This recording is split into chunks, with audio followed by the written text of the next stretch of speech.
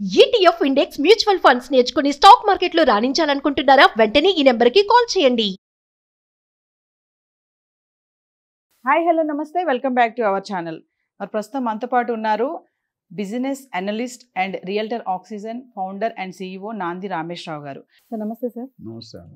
నమస్తే సార్. నమస్తే అమ్మా. సార్, ఈ బడ్జెట్ 2024లో చూసుకుంటే గోల్డ్ విషయానికి వస్తే నిన్న బడ్జెట్ సమావేశం ముగిసే టైంకి 10 గ్రాముల బంగారం ధర 4,000 తగ్గింది. మరి ఇది గుడ్ న్యూస్ అని చెప్పేసి మన వార్తలు అయితే బాగా చూస్తున్నాం. అంటే ఈ గోల్డ్ ప్రైస్ అనేది ఈ ధర ఎప్పటి వరకు ఎంతవరకు కొనసాగుతుంది అంటారు మీ అనాలైసిస్లో? అంచనాల ప్రకారం ఏంటంటే by end of this year the gold rate is going to touch 80,000. అది పెరుగుతుంది అంటారు. అంటే 24 క్యారెట్ మేము మాట్లాడారు. అంటే 22 క్యారెట్ ఇంకో 6-7 వేలు తక్కువ ఉంటుంది. సో ఇప్పుడు వరకు మీరు చూసుకుంటే గత 1 monthలో బాగా పెరుగుతూనే వచ్చింది. 55,000 58,000 చాలా రోజులు స్టక్ అయింది. తక్కువ 10,000 పెరిగింది. మధ్యలో ఒక దగ్గర డ్రాప్ అయింది. కరోనా టైంలో ఒకసారి డ్రాప్ అయింది. సో గోల్డ్ అనేది కంపేర్ టు ఎర్లియర్ ఇప్పుడు స్టేబిలిటీ గ్రోత్ రేట్ బాగుందండి. ఎందుకంటే share market up and down అవుతుంది. నేను షేర్ మార్కెట్ చాలా పాయింట్లు నిఫ్టీ కానీ BSE కానీ చాలా పాయింట్లు కుదేలేవు. 1,200-1,300 పాయింట్ నాకు కరెక్ట్ ఫిగర్ లేదు. డ్రాప్ అంటే బడ్జెట్ జరుగుతుంటేనే జనరల్గా ఇలాంటి సినారీ ఎప్పుడు చూడలేదు నేను. చాలా డౌన్ఫాల్ అయిపోయింది. చాలా డౌన్ఫాల్. జనరల్గా స్టాక్ మార్కెట్ పెరుగుతాయి, కొత్త బడ్జెట్, కొత్త ఉత్సాహం, కొత్త ఇన్ఫ్రాస్ట్రక్చర్ వస్తాయి. కానీ నిన్న మాత్రం టిపికల్గా లాస్ట్ నాకు 8-10 years నేను గుర్తున్నంత వరకు నిన్న స్టాక్ మార్కెట్ పడిపోయింది, భారీగా పడిపోయింది. అంతకుముందు 150 పడేది 1,200-1,500 పాయింట్లు కింద పడిపోయింది. అంటే అది ఇంపాక్ట్ కూడా గోల్డ్ మీద పడి. ఎప్పుడైనా ఇన్వెస్ట్మెంట్లు ఏమున్నాయండి మనకి? మేజర్ ఇన్వెస్ట్మెంట్ రియల్ ఎస్టేట్, నా ప్రకారం riskless real estate, stock market, gold market, mutual funds, gold bonds, NSE, PPF, ఇవే కదా మనకు.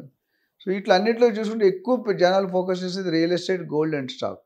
గోల్డ్ అనేది ఎప్పటికీ మీకు లాస్ అయితే ఉండదు. ఎందుకంటే వాడుకుంటాం, కట్నాలు, పెళ్ళిళ్ళు, ఫంక్షన్, ఏ ఫంక్షన్ అయినా మీరు చూస్తే లేడీస్ 1 kg 6 kg బంగారం వేసుకొని వస్తారు. డబ్బున్న ఎవరు వేసుకోవట్లేదు, మిడిల్ క్లాస్ వాళ్ళు ఎక్కువ వేసుకుంటారు. సో గోల్డ్ తగ్గడం అనేది ఇంపాక్ట్. బట్ డెఫినెట్గా ఈ తగ్గడం అనేది ఎక్కువ కాలం అయితే ఉండదు. ఎవరైనా కొనుక్కోవాలనుకో they should take the advantage. మీరు 3,000-4,000 అని చెప్పలేదు. నిన్న ఓన్లీ చెప్పారు కానీ ఇంకా యాక్చువల్ ప్రైస్ వాళ్ళు రాలేదు. ఇప్పుడు మ్యానుఫ్యాక్చర్స్ ఎంత పాస్ ఆన్ చేస్తారు? గవర్నమెంట్ ప్రకారం 3,000-3,500 మినిమం పాస్ ఆన్ చేయాలి. ఇప్పుడు మనకి ఎవ్రీ డే 11 o'clock ఎంతో గోల్డ్ ప్రైస్ డిక్లేర్ అవుతుంది బులియన్ మార్కెట్ నుండి. Indian gem and jewellery association అట్లా ఉన్నాయి. సో వీళ్ళ ప్రకారం మనం చూసుకుంటే 3,000 అయితే తగ్గుతుంది. 3,000 నుండి 500 అటు కానీ ఇటు కానీ అవ్వచ్చు. సో ఆ తగ్గినందువల్ల ఏమవుతుందంటే ఇవాళ చూడండి మీకు గోల్డ్ షాపులు ఫుల్ రష్ ఉంటాయి. మామూలుగానే రష్. ఇంకా 7 months దగ్గర పడుతుంది కాబట్టి everybody wants gold for different purpose. ఆ లెక్కలో చూసుకుంటే బట్ ఇది టెంపరీ రిడక్షన్ అనుకుంటా. మళ్ళీ it will come back to the normal, పెరుగుతుంది. మేబీ బై నెక్స్ట్ 1-2 years అయితే 80,000, వెండి అయితే 1,10,000 దాకా వెళ్ళే అవకాశాలు కనిపిస్తున్నాయి. సో మరి కస్టమ్స్ సుంకం కూడా తగ్గించారు కదా ఈ గోల్డ్ అండ్ సిల్వర్ పైన, అందుకే చౌకగా అయిపోయింది గోల్డ్ అని అంటారా? అదే అవుతారు. రేపొద్దు మళ్ళీ కస్టమ్స్ పెరగదని గ్యారంటీ ఉంది. మనకు డబ్బులు కావాల్సింటే ఏమైనా చేస్తాం. పెట్రోల్ ఇప్పుడు ఒకప్పుడు ఎంత ఉండేది? 70-80 రూపాయలు చాలా లేదు. తర్వాత ఒకేసారి 30 రూపాయలు పెరగలే. జనరల్గా అంత మేబీ నెక్స్ట్ 3-4 months మళ్ళీ పాత రేటు తీసుకోవడానికి ట్రై చేస్తారు. ఎందుకంటే ఎవ్రీడే వేరియేషన్ ఉంది. గోల్డ్ మార్కెట్ కానీ, రియల్ ఎస్టేట్ కానీ, డిజిటల్ మార్కెటింగ్ కానీ ఇవన్నీ ఒక మాఫియా అండి, మాయాలోకం అంటాను నేను. ఎప్పుడే ఏం చేస్తే ఆ ప్రొసీజర్ మీకు నాకు అర్థం కాదు. There is a group of people who will decide, will control the market. Stock market కానీ, గోల్డ్ మార్కెట్ కానీ, ఇవన్నీ కూడా ఇంకా దానివన్నీ చూసి రియల్ ఎస్టేట్ కొద్దిగా కంట్రోల్ ఉంటుంది, మనం ఇన్వెస్ట్ చేస్తాం.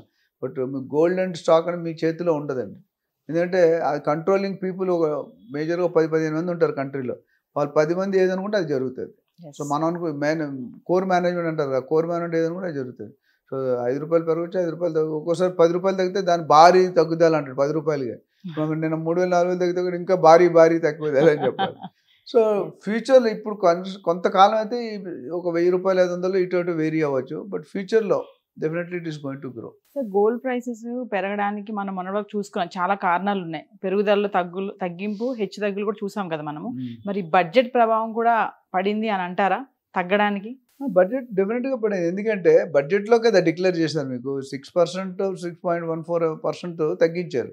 ఆ డ్యూటీ 6% ఇప్పుడు 80,000లో 6% అంటే ఆల్మోస్ట్ 3,500-4,000 అది మన 70,000 70లో 6% అంటే 4,000. అదే మీరు చెప్తున్నారు.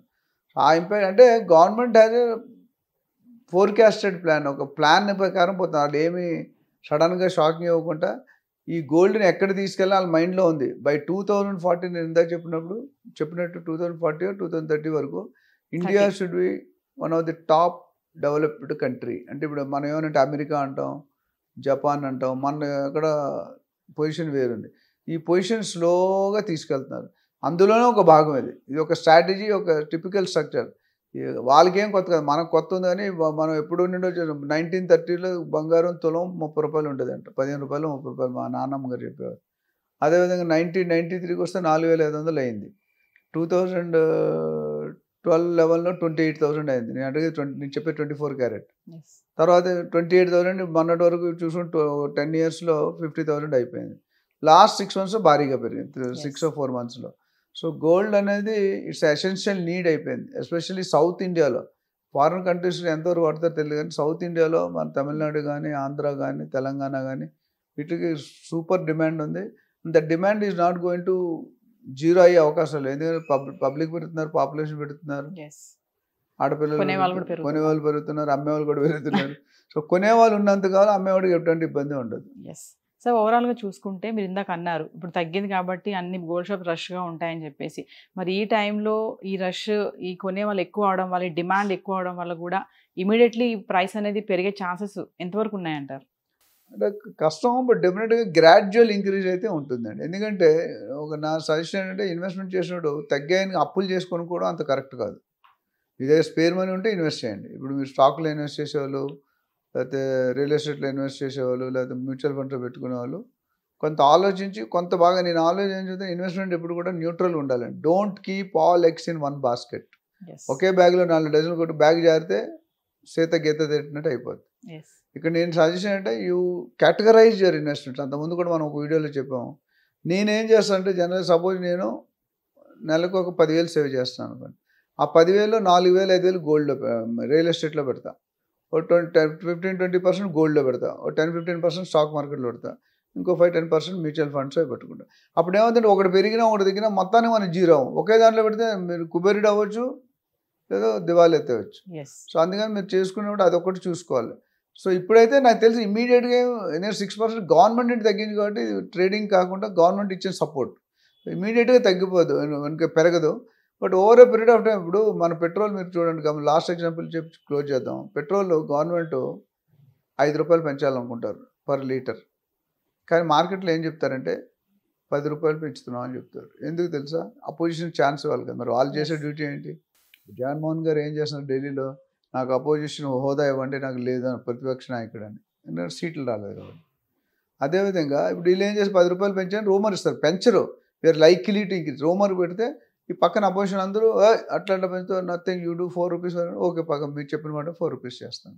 సో వీళ్ళు అనుకునే టార్గెట్ రీచ్ అయ్యారు. ఇక్కడ కూడా ఏంటంటే ప్రతిదీ కూడా ఇప్పుడు ఏంటంటే మన సొంత ఇండివిజువల్ కంట్రోల్ ఏమి లేదండి. నరేంద్ర మోడీ గారి స్టైల్ వేరు, కాంగ్రెస్ స్టైల్ వేరు, every party it's me anchoring వేరు, మీతో పాటు ఉన్న అదర్ యాంకర్స్ వేరు. ఏ యాంకర్ క్వాలిటీ యాంకర్కి ఉంటుంది. ఇక్కడికి వచ్చేసరికి ఏమవుతుందంటే గవర్నమెంట్ నాకు తెలిసి సపోర్ట్ చేయాలి. ఎందుకంటే స్టాక్ మార్కెట్ ఎప్పుడు కూడా హైలీ వాలటైల్ అంటాం, అంటే గోడ మీద పిల్లు అటు జరగవచ్చు ఇటు జరగవచ్చు. అది పెరిగినప్పుడు public will get impact. So ఆ విధంగా చూసుకుని మేబీ నాకు తెలిసి న్యూస్ ఎక్కడ వచ్చేది, ఈవెన్ డీజిల్ పెట్రోల్లో కూడా రేట్లు తగ్గే అవకాశాలు ఉన్నాయని అంటున్నారు. ఎంతవరకు తగ్గుతుంది క్లారిటీ లేదు. ఇవన్నీ కూడా ఎకానమీ డెవలప్ ఇప్పుడు జీడిపి రేట్, ఇన్ఫ్లేషన్ రేట్, చాలా ఫ్యాక్టర్స్ ఉంటాయి. మన ఫైనాన్షియల్గా వెళ్తే ఇప్పుడు కూడా మన ఫైనాన్షియల్ సర్వీస్కి ఎంత డిమాండ్ ఉందో అంతమంది మనుషులు లేరంట. అందరూ ఇంజనీరింగ్, కంప్యూటర్స్ ఇవే చేస్తున్నారు. మెకానికల్, ఎలక్ట్రికల్, బయోటెక్నాలజీ, ఆటోమొబైల్ ఎవరు చేయట్లేదు. అందులో జర్మనీ వెళ్తే ఓన్లీ ఆటోమొబైల్ పంపి. సో ఇక్కడికి వచ్చేసరికి నేను అనుకోవడం ఏంటంటే గ్రాడ్యువల్ ఇంక్రీజ్ అనేది ఉంటుంది. ఇప్పుడు నెక్స్ట్ ఇమీడియట్ 1-2 monthsలో పెద్దగా చేంజ్ ఉండదు. 100-200 ఇటు అటు మారుతుంటుంది. అది చేయాలి కాబట్టి ట్రేడ్ అనేది. ఓవరాల్గా I think it's a positive sign to the common public. ఏదేమైనా 10 గ్రాములు బంగారం ధర 4,000 తగ్గింది అంటే మహిళలకు మాత్రం ఇది గుడ్ న్యూస్ అనే చెప్పుకోవచ్చు. గుడ్ న్యూస్ కానీ హస్బెండ్స్ మాత్రం bad news. Thank you sir. Thank you. Suman టీవీలో మీ పర్సనల్ అండ్ బిజినెస్ ప్రమోషన్స్ కోసం కింది నెంబర్కి కాంటాక్ట్ చేయండి.